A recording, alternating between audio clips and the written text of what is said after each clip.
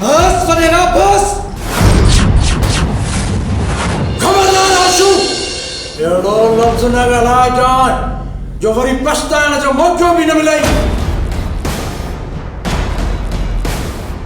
जेको भी पंहिंजी न्याणी पढ़ाईंदो उन जो अंजाम इहो ई थींदो।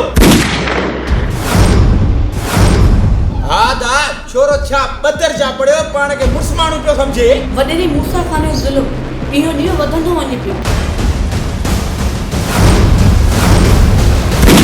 जीअं ख़बर पए उन्हनि खे त पाचन जे मरण जो ॾुख छा थींदो आहे। छो त सुल्तान जी सट दुश्मन जी निड़ीअ ते लत। मुझे हिन पटके खे ॾिस तेरी खुदा जो वास्तो थी मुड़ी वई। तोखे घणो दफ़ा चयो आहे त घर खां ॿाहिरि न निकिर। अॼु जो अॼु मुर्क भी मरंदी सारंग भी मरंदो। ऐं जॾहिं सालारा वारनि को मरंदो तॾहिं हिन ॻोठ में घाट ऊचो करे घुमंदासीं।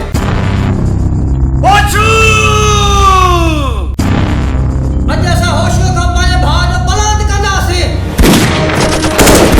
मुंहिंजे अंदर में भाउ जो बबर थो ॿरे। हाणे ॾचो सिर्फ़ उन्हनि जे लाइ थींदो जिन तुंहिंजो हीउ जवान बच्चो मारियो।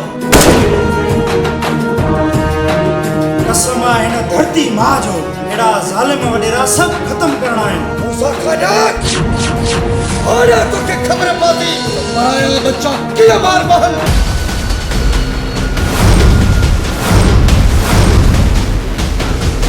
ऐं असां सालार जे घरनि खे मारींदासीं। होशो ऐं शेर चोट चढ़िया न उन्हनि जो विलो कयो। सालार वारनि जे मथां मूसा खान जो हथु आहे। होशू केतिरो भॼंदे हिकु न हिकु ॾींहुं गोलियुनि जो खाद ज़रूरु बणिजंदे।